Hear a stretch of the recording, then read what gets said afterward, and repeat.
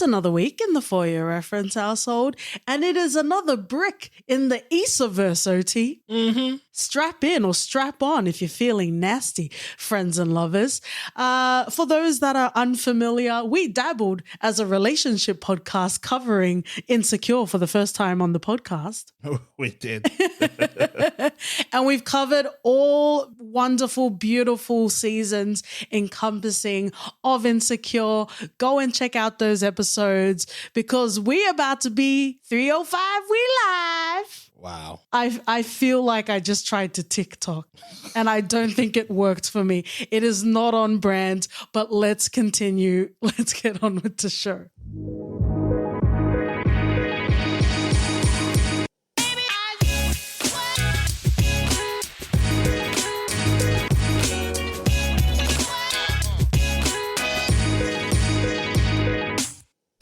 Friends and sexy ass daddy tree lovers, welcome back to the For Your Reference podcast. You got your host Katie and Doti. Enter the chat of seducing and scheming as we break through tired stereotypes in the hip hop industry.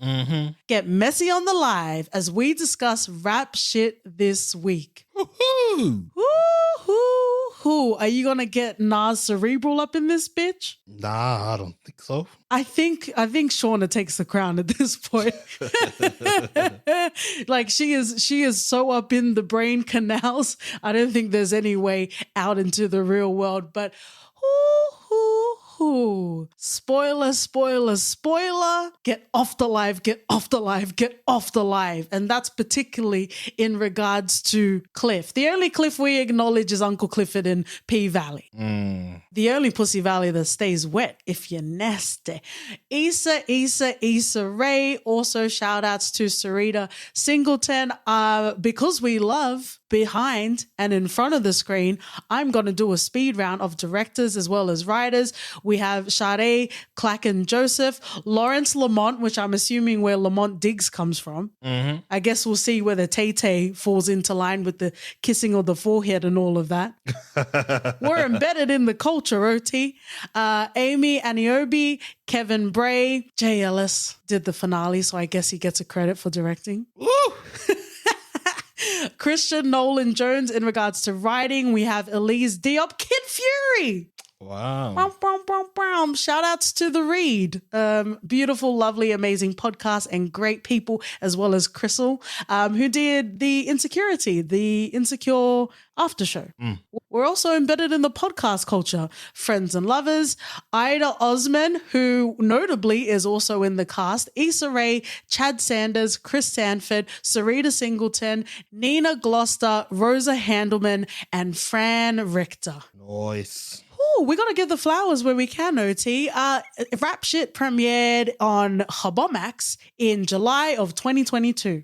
We've been very busy on this podcast, but I've kept it on the schedule, and I'm glad we're going to talk about it today. In regards to cast, we have Ida Osman, Chameleon. Yes, thank you. All the dollar signs in Chameleon's direction. Jonica Booth, Devin Terrell, RJ Seiler. Nice. He liked one of our tweets, so I'm ready to retire, OT. I'm ready to risk you and this podcast for RJ Seiler. Sorry to tell you.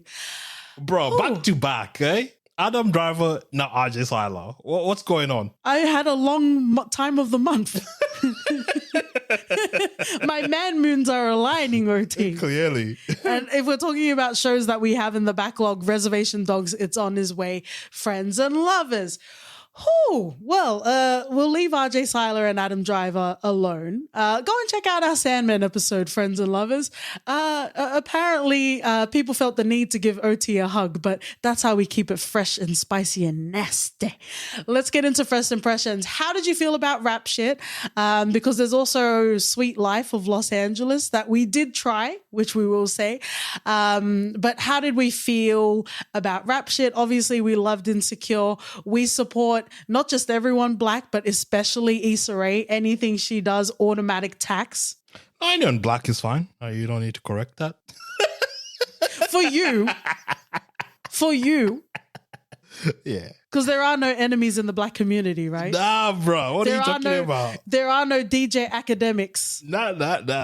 And hush, hush, but I'm pretty sure Jermaine Dupri was the one that spawned the sentiment that Shauna had. But anyway, so there's no opposition in the black community. It's everyone else that's it's all coming love, man.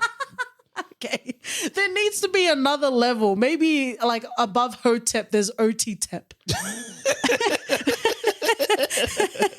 Well, let's get into first impressions. We've kind of already broke the reference matrix, but how did you feel about Rap Shit? Were you trepidatious because you weren't entirely sure? And how did you feel throughout? And where are you now, my love? I was trepidatious. I think going in, I knew that we were gonna give it a chance because Issa. Yeah. But she did that sweet laugh thing, and I wasn't a fan just because that's not sort of content I want to consume. Unless it's young, famous, and African, because you ate that up. Yeah. Two bubbas and otherwise. Exactly. But I think when I started with the pilot, I still wasn't sure. I still wasn't sold. Really? Just because Boo! Shauna, I knew Shauna would get in my nerves. I was trying to, I was feeling like a belly vibes with Shauna. I didn't know if. Are you comparing Shauna to Otto? Wow. Not necessarily, not to Otto. She reminded me of Sincere, Nas's character. Literally just call him Nas. Yeah. And I didn't think I'd vibe with that. I'm tired of that sort of nonsense. I think it takes away a lot of the things that people need to see. Yep. And okay, and I accepted that, with the second episode, I was like, okay, now this is adding a different dimension to it. She's fighting the system. She thinks it's corrupt. She's looking down on people, but we see a different aspect. And this is where we get to see more of Mia. And I was like, okay, now I'm sold. Okay. Now I'm sold. Yeah. This is where we lay our resonance and sploosh at Mia's altar. Okay, that's interesting because usually, I guess maybe you do harbor negative thoughts. You just don't share it. Because usually 5 minutes in, I'm like, I'm sick of this bitch. I clocked Shauna.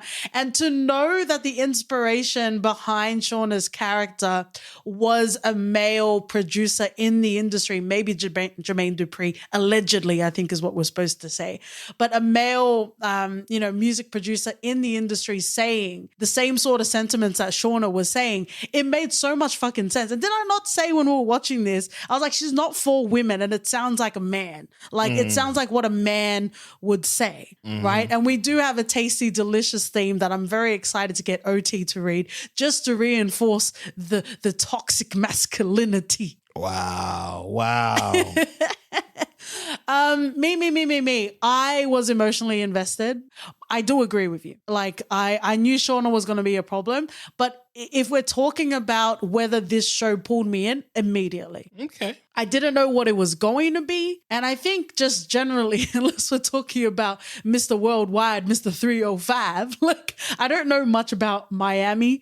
And I guess, unless it's people making fun of Florida, I don't really know a lot about that. And, very similar to when we first started watching The Chi. A lot of the aesthetics I wasn't necessarily familiar with. Unless we're talking about the members of Day 26. Again, friends and lovers, I'm embedded in the culture. I enjoy the culture, but I'm not of the culture. And I guess that's a reference to go and check out our open source hip hop, the Black and Brown dialogue. Who does hip hop belong to, Oti? No one. But yeah, I absolutely love this. And we were really living our absolute best lives. There was a moment in time where we were watching P-Valley, Raising Kanan, and Rap Shit. Fucking ace.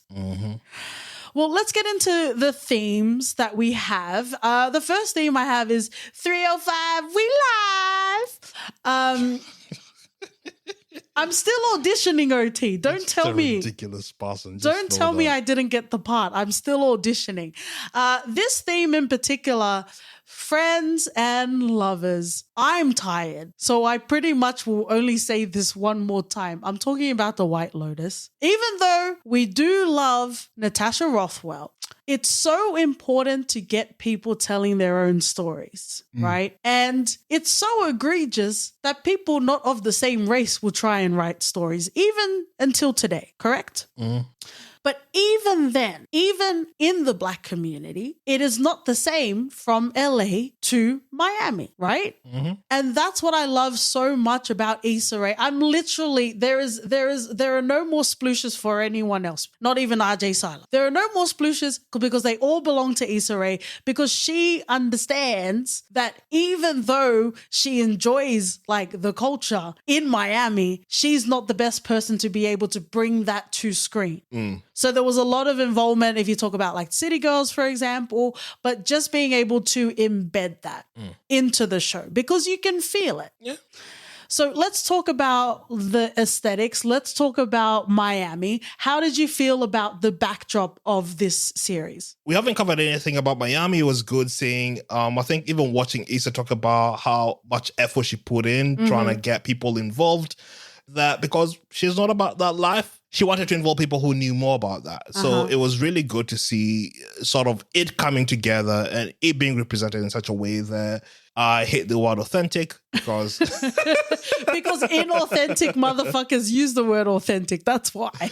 But I loved it. I loved it. And, you know, talking about podcasts again, what a surprise. I'm into podcasts, friends and lovers, but there's the After podcast with Zach Campbell and Jesse Wu, and they talk about, Jesse in particular talks about Miami. And it's so interesting hearing a lot of it. And, you know, there's even literal seducing and scheming, you know, like there are tourists, there are scamming, there's credit cards.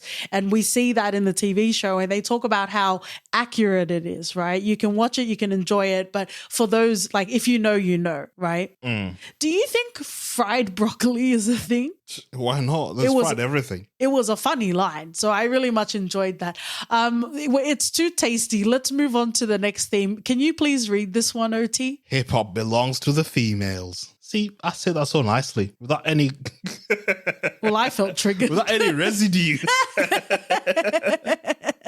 So, you know, just the age-old discussion of hip-hop, who are the custodians, who are the gatekeepers, what is the freedom of expression, you know, all the way to Andre 3000, you know, and that sort of thing. So what I wanted to talk about, because this show is a show about music, right? Specifically about hip-hop. And I wanted to talk a little bit about, you know, a lot of the themes, and it was a very like rough sort of cut of Shauna, and we would hope and we would have trust in the writing of this show to really give her a bit more dimension, even though we kind of felt a snapback like in the finale of the show. But, you know, she was saying a lot of ridiculous shit. She was saying ridiculous shit, and I think that's what really made her character difficult to love. Yeah. You know, she looked down on anyone that was doing anything contrary to what she believed in. But it's because she wasn't successful. If she was successful, she would not fucking care about like anyone else, or Raina Reigns doing her Iggy Azalea. Oh. Wow. Whose country? Does hip hop belong to Iggy Azalea? Oh, sure. 100%. But I guess what I wanted to talk about in this particular theme is, you know, we've talked about hip hop a lot. You know, whether we want to examine the fact that we talked a lot about male rappers instead of female rappers.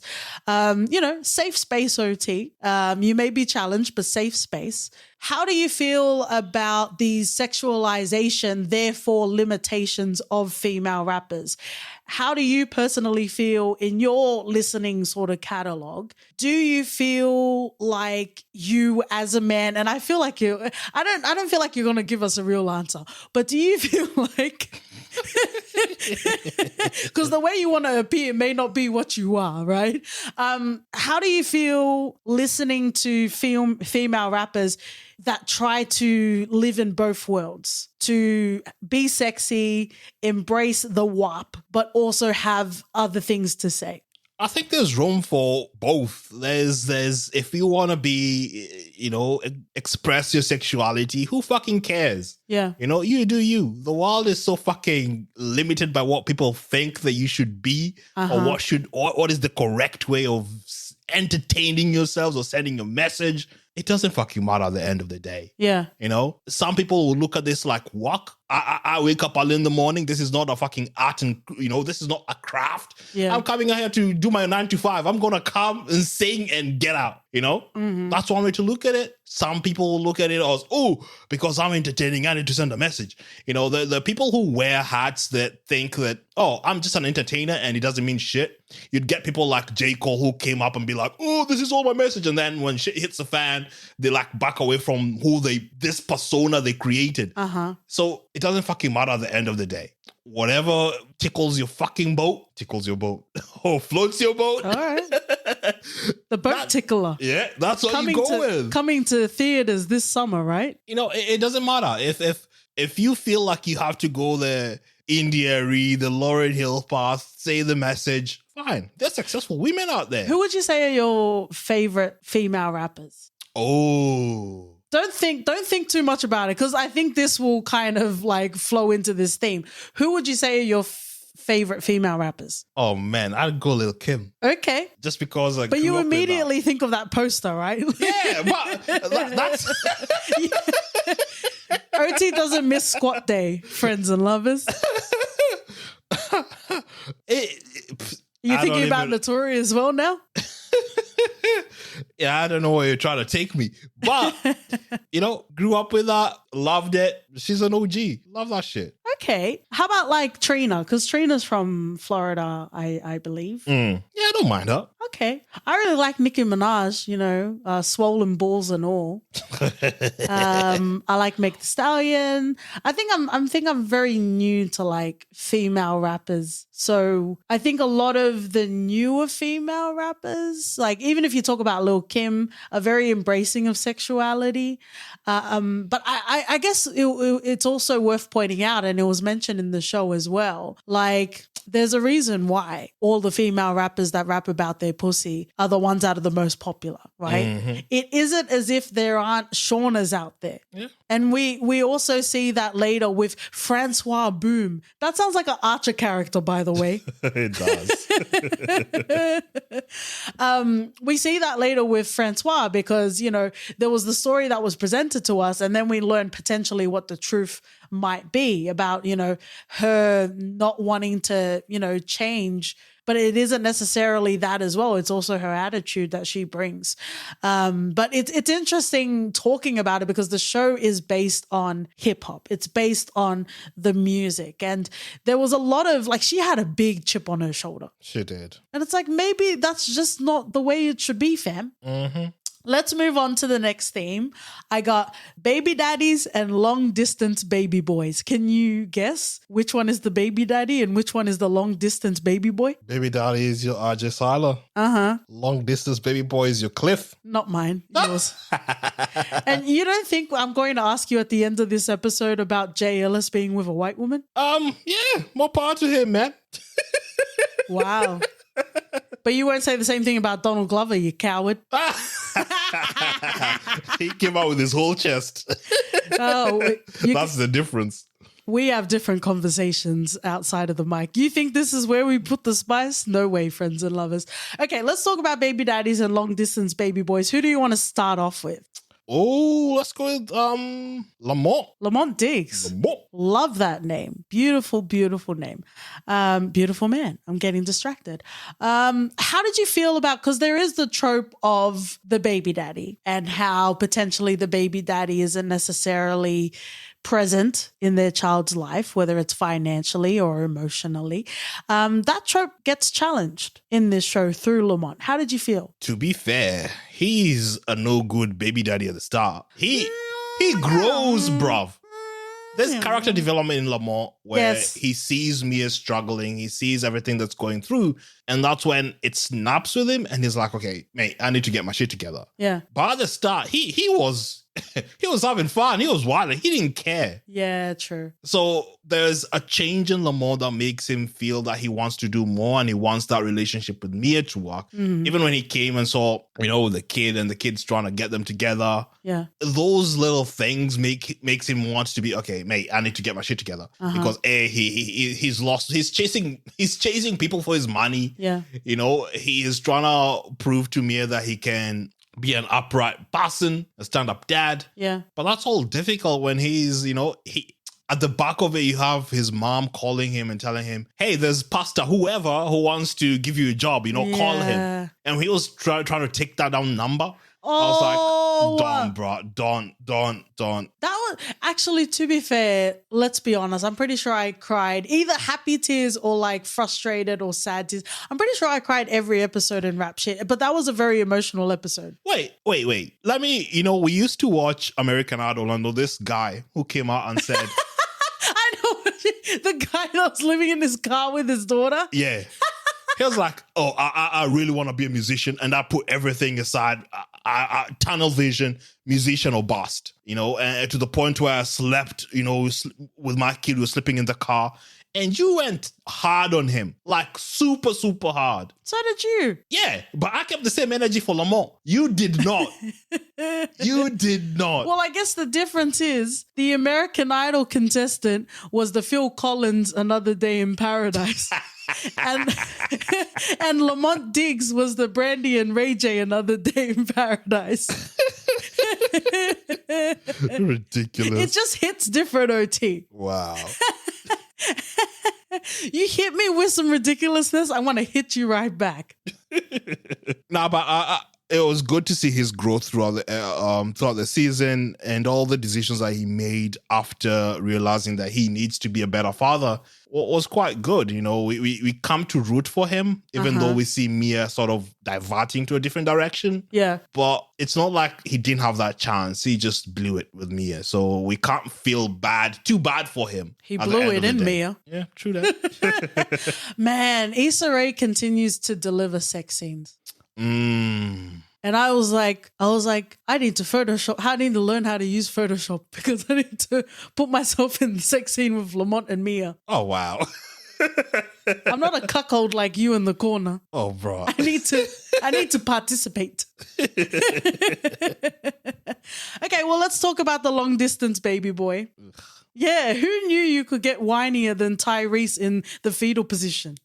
Go and check out our episode of Baby Boy, Friends and Lovers. I don't even know what to say about Cliff. Right? He is the most useless character in this fucking show. Copy-paste Lawrence from Insecure. Nah, come on now.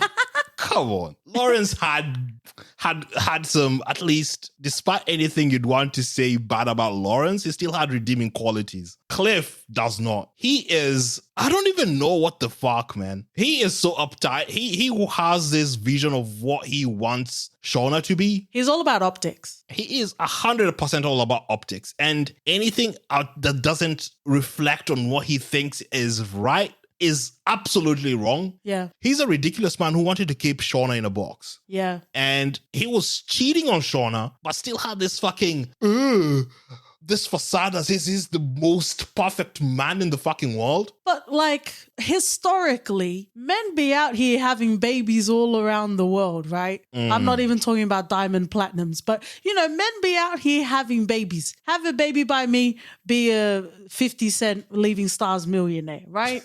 No, men be having babies which way, every way. And then even like the Shy, when you have Emmett, the minute, and that again, toxic masculinity, the minute their woman steps out and tries to slide on another Jupiter's cock, that becomes a problem. But Shauna wasn't even stepping out. No, but you see what I'm saying? It doesn't matter. Like, he can be cheating. It doesn't matter. The rules don't apply to men or to Cliff in this particular example. Yeah, 100%. I think. And you knew him and Fatima. Like, you just knew. And the live. She's the new I was going to say she's the new Condoleezza in here, but anyway. And the live, man. Oh, what man. Was and that was very emotional. And I didn't even like Shauna. Remember? Even at that point, we didn't even like Shauna. Yeah. But that was fucking shitty, man. Who does that? You would not do that to your worst enemy. Yeah. Like, what the fuck was that? But what was he trying to gain out of that? Even his fucking friends are like, bruh, what is this? Yeah, like get off of this. And even Kid Fury's character is like, your mum's calling. That was wild. It was disgusting. Even like, I'm pretty sure it was during that live, Shauna was like, mate, I've been supporting you for years. I've gone to everything. And this was one night. You see, he barely, there was ne'er a photo taken. He was rolling his eyes the whole time and he didn't even want to be there. And it's like, it's not about you motherfucker.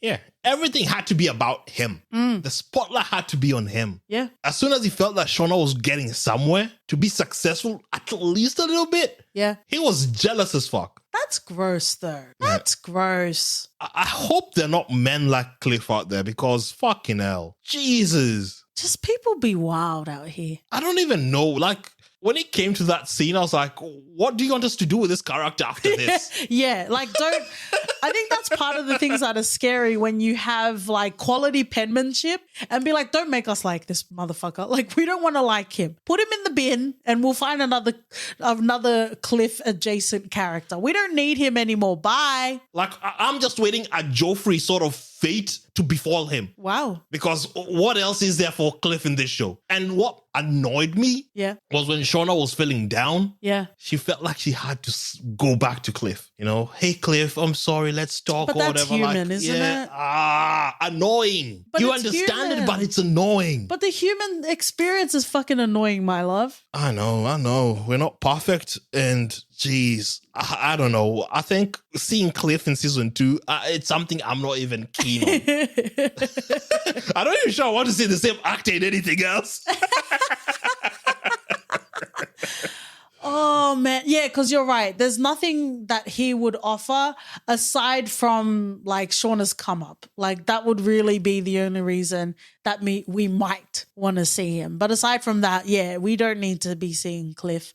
We get it. We get it. She had a shitty... And the problem, like, and I think what's also good is if we're talking about like turning tropes on their head, like, you know, he was book smart and he's going to go into politics and it's like shitty men exist everywhere, unfucking fortunately. And I don't know. And it's like, because you can see there's a part of Shauna that just wants to explore herself, right? And you can't do that, like you were referencing before, in the box that Cliff was trying to put her in. And it's like, I guess he's just going through the motions, just like a politician. He might not genuinely believe whatever principles he wants to adhere to, but it's important for the publics. Oh, for sure. And I think just seeing the sort of dynamism he has, even with his own friends, you could just tell, man, this guy is rotten as fuck. Like, who are you? When the doors are closed and there's no one else around, who the fuck are you? Man, I think the biggest challenge, you know, we get a Cliff spin-off. Clifford the dog, right? Well, that's interesting because I thought you were rooting for everyone black. Oh, man. I'll check my notes and get back to you on that. Okay. The next theme that I have is sex work. I don't think we're going to talk into too much detail, but I will put a little bit of a trigger warning here. We haven't talked about Duke or chastity yet, but we're going to talk about chastity here. How did you feel about... Well, I'm kind of trying to go to the end, but maybe we'll stay in this topic a little bit longer. So, you know, chastity is that person in your town that's always hustling, always trying to do something. And for the most part, I appreciated a lot of the hustle that chastity brought, especially in regards to trying to get Shauna and Mia out there, right? How did you feel? How did you feel with the way Chastity was treating the girls, but specifically Deja? Because I guess we can also, if we want to give a bit of grace to Chastity, there was a big build up, but she was being such an idiot. Like, she was being such an idiot, like fangirling in front of Timberland. Like, you don't fucking do that. If you're here to like have a legitimate business, you don't fucking do that. And then ignoring like Shauna's hypocrisy, you know, there's the, doing work while you're trying to get work. So like having the sex workers there as well as trying to get Shauna and Mia on, right? So there was a lot of build up to that particular scene, but that's not fucking on. I really didn't like that. And there was absolutely a build up to that moment because it wasn't the first time Deja mentioned, why are you giving everything to them? Yeah, I was rocking with Chastity up to a point. I think. Yeah, same.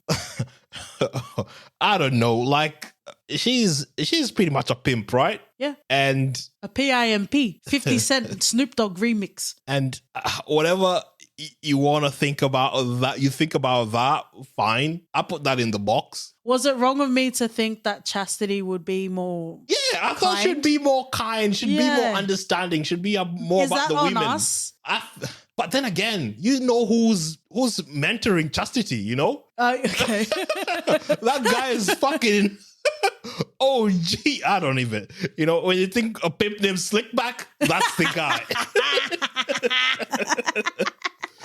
So, I don't know. I just thought she'd be more about the women and their welfare and treating them with kindness, mate. Yeah, making them feel as if it's part of, it's a symbiotic relationship. Yeah, Jelaine Chastity Maxwell. Because, man, when she came up to Deja with her attitude and gross. Like, she made Deja feel so small. Yeah. You need me. Yeah. Apologize. Say you fucking need me or bounce. Yeah. I was like, what the fuck? Yuck. I know whatever it is this mentor of yours is teaching you about setting boundaries and whatnot.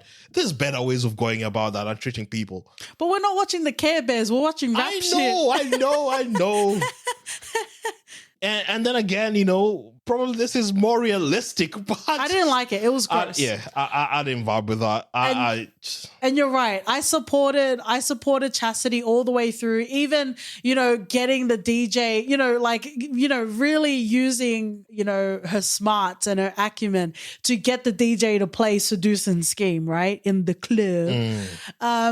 Like that was so great. And then spending, and how is barbecue only $20 in America? I would like to know. Maybe we need to move to the 305. But Chastity giving her last dollars, right? So Shauna and Mia could go and get some barbecue, right? I was with her until Deja was like, you can't keep taking money. Like, you're not even paying these girls, right? That was even before we got to the party, even before we got to, the sort of ending of this season. Deja kept mentioning it. Like, how long are you going to string these girls along? They need to get paid, right? And then we get to the end scene and, even before we got to the end scene, I'm like, I don't know about this. We can't. But you're right. But again, you keep saying you're rooting for everyone black. I am. In theory? Not the characters, the actors. Anyway, it just felt super wrong. I feel like there's a bridge with Chastity that she needs to reconcile with herself. Yeah. She needs to really think about what she's doing for these girls. Yeah. Whether or not she wants to continue doing this. Yeah. And if she does, then just be better. Yeah. Be a better person, man. Yeah. Like, I know you've probably had a really rough childhood. You had a tough life. Just treat them better, mate. I can't say anything other than that. You might as well be with a man pimp. Exactly. Do better. Man, I thought my days of watching a pimp named Slipback was done. A pimp named Dukeback. Oh, yucky, yuck. No. Let's go into something lighter. We haven't even touched on it at all, but something that makes rap shit so unique and in way of its execution being successful of all the offerings out, I would say, is the use of social media. OT might not have accounts, but he's definitely out there. He be surveilling you, friends and lovers. They call him OT Snowden if you're nasty. Wow. But there's a component of what we choose to portray out in the world. And even though I loved Mia, I'm like, really? When she went on the live and she's like, if your man, and it's like, mate, that's your man. If he's not paying you, like, he's not. Like, why are you projecting? Like, this is all you, my babes. But anyway, I want to talk a little bit about that because it's so telling. It's so telling in the way that and I love how it feels so cohesive. It doesn't feel like a novelty. It doesn't feel like a novelty because this is how people live their lives now. You know, most of it is on social media. I think we watched a documentary not long ago and we were so surprised as to what the fuck. Literally all their fucking lives and every incident was on social. Like they pretty much the documentary was pretty much just showing. You're talking about the husband and wife? Yeah. With the kids? Yeah. On Facebook. I think it was like Facebook. Like everything. Everything. Yeah. And I was like, wait, what? Yeah. Every little incident, mate, if you're on social like that, I don't know, man. It's a lot. It's a lot. There needs to be levels. Yeah. There needs to be levels. But people are like are out there putting their whole lives out there like that. And I love the way Issa's brought that into rap shit. Yeah. You know, it's showing how people are living now. Yeah. True to form. Making fun of Shauna's dancing when they were recording their rehearsal. All that ass and you don't know how to throw it. Mm-hmm. And you know, I just got so emotional watching this show. Even when they're first in the car and they form the seducing and scheming, like that was a very emotional and like shout outs to the writers and everyone involved in rap shit because the comments on the live are very much what the comments would be. I was very active during the Insta verses. Like it was very on point. Mm-hmm. But yeah, absolutely that social aspect was definitely met. Can we talk about the seducing and the scheming of it all? Mm-hmm. Shout out to Saronis Jackson because if there was anyone to cross over into the rap shit Issaverse, it would definitely be him. And we've talked about games people play. There was a very dramatic scene with him and it's an inside joke between OT and I of sending pictures of Saronis Jackson when we feel so overcome by a moment. Yeah, man, games people play was a moment, mate. It was absolutely a moment. But you know, coming back to the seducing and the scheming, like you knew the storyline was going to come back and bite Shauna in her fine ass. Mm-hmm. We knew it. What an idiot. And when Maurice stopped calling her, I'm like, because I don't think you even clocked it. Because we were getting near the end and she kept messaging him and you're like, oh, why is he doing this? Like, I'm like, bro, he's in jail. Like, he probably got arrested. I thought he just hit it and was like, yeah, I'm done. Because Shauna was trying to get too clingy. But friends and lovers, I think there's some cameras installed in our house because when Maurice was behind Shauna and saying, hey, feels like you got an ass back there, I feel like, you know, they've heard OT. I feel like OT has been heard in our most tender moments, friends and lovers. Issa requested lines to be submitted, you know. I did my part. But I was like, he's in jail, bruv. Like, he got scooped up. Yeah, she did not even think that. I don't know how far you can be removed where you're committing a crime and to think that, easy money, I'll just be doing this forever, no consequence. The first time and you get away with it, mate, run. But maybe we're not primed for these sorts of seducing and scheming then. Maybe not, but wow. Credit card fraud is not fucking something to play with. And she's out here doing it so obviously. Yeah. Like, anyone trying to investigate this, all roads will lead to Shauna quite easily. But so you're saying because the reason why she got caught in season 1 was because they needed money, so she ramped it up. But you're saying even before she ramped it up, she was being sloppy in these streets. Yeah. She's she's stealing cars from the same place. Anyone doing a forensic audit on those, mate, it's fucking easy to see what's the common point of where the transaction started happening. Yeah. Oh man, like. She's the most ridiculous character because now I'm remembering. Remember when let's just get to the end scene. Let's get to like the ending of season 1 where it gets muy caliente. Shauna decided to hijack the moment for herself. Actually, let's take a little sidebar. What did you think about Shauna's friends? They're trash. Especially They're not really Jill, her friends. Jill at Spotify. Jill is trash. I would say she isn't, but then later on, yes. But when it was first presented, I was like, I don't know. I feel like Shauna might have squandered an opportunity, but it's like, once you're ready, once you have it, like, come to your friend. What I didn't like about Jill was when they did the gossipy shit. Like, that bitchiness, I didn't like. Like, fine, Shauna is putting, or she's asking something that you feel like is putting your job on the line. Tell her that. Don't be like, oh, yeah. Yeah, would love, yes, to queen. do it, yeah. And then next minute, immediately after the call, you call your other friend to complain and gossip about that. Yuck. And then when another person brings Shauna's song to the table. Yeah. And then now she's like, oh yeah, my friends, I can bring them in. Fuck off. Nah. Just yuck. But I think that's part of the problem. Like, I would be too vindictive. I would burn all my bridges, so I'll get nowhere. I'll be like, fuck you. Yeah, pretty much. Me too. But Shauna didn't know that. Okay, well, let's go back to Shauna. Let's go to, where we get left and we're pretty much on the street with Ray J and Brandy. Another day in paradise. You're welcome. That's a callback. Ayo. We're kind of left to just simmer until the next season of Rap Shit, which has been renewed, so very exciting.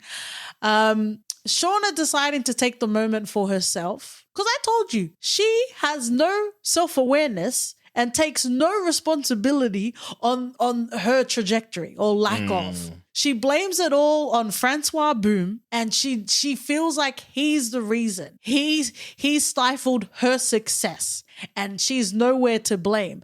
And I told you that, and you're like, nah. Her hijacking that moment was ample evidence that she learned nothing. Yeah, it was revert back to type to episode 1, Shauna. Yeah. And that wasn't a good look. And I think that's what sort of rubbed Mia the wrong way. And she was like, mate, I don't want to be in this group. I don't have to do this. I don't want to be, like, even you can tell that's where the point where Mia realized that this relationship will never be the same. Yeah. And even when they were meeting up with Chastity at the end, and Shauna's like, oh, Mia, please, let's continue doing this. Even if you're not friends anymore, please, let's just remember at the party when she was like, oh, Mia does all of this, but I'm the one behind the pen. Fuck off. Mm-hmm. Ew. Yep. Gross. When Mia's the one that fucking wrote most of that shit. Yeah. Annoying. Annoying as fuck. Like, Shauna needs to do some work. Wow. She grew so much in 4 or 5 episodes. Yeah. And then just erased it all because some guy looked at her and like, man, I thought you'd be singing about, the hair and the culture and the people and how we were being oppressed and all that shit. Yeah. Well, everyone wants to listen to that all the time. Yeah. Sometimes people just want fucking bangers. Yeah. Put the banger on, dance, lose yourself. Yeah. I don't want to see, we got shot again. Yeah, let's try and... No, we know the problems. Yeah. We're fucking black people. We know the problems. Yeah. Unless you're putting up a fucking manifesto of how we fix it, don't tell us. Yeah. Actually, no, don't. We know what's going to happen. Just unless it's a fucking solution, fuck out of here. You're just going to spread those cheeks until the solution comes, eh? Yeah. Give us a bullet point solution. Give us a fucking blueprint. Then that's where we start. Okay, maybe this is something different. We know the problems. Also, if we're talking about authenticity, it was nice to see the Haitian community in Miami. Mm-hmm. Like, really cool. Really enjoyed it. Shout outs to Jean Ellie. And there's also that series on All Black. Yeah. We need help. Send help. Send help. Thank you. Yeah, that's yeah. We'll cover it soon. Yeah, that's like him and Ern would be best friends from Atlanta. They would. They need help. We got y'all. They need help. Mm-hmm. Ooh. Is there anything else you want to end with, my love? Really enjoyed this show. It's really good. If anyone's listened to this and hasn't watched it, give it a go. It should be on Hobomax and on Stan in Australia. Mm-hmm. So, yeah, give it a go. Nice. We're going to finish off in a segment we call For Your Reference. OT. I'm going to go with the lowest hanging fruit here and do Insecure because That's rude. Well, it's the lowest hanging fruit because it's Issa. Never use that phrase in Issa Rae. How dare you? I will fight you. you thought Chastity could fuck up a bitch?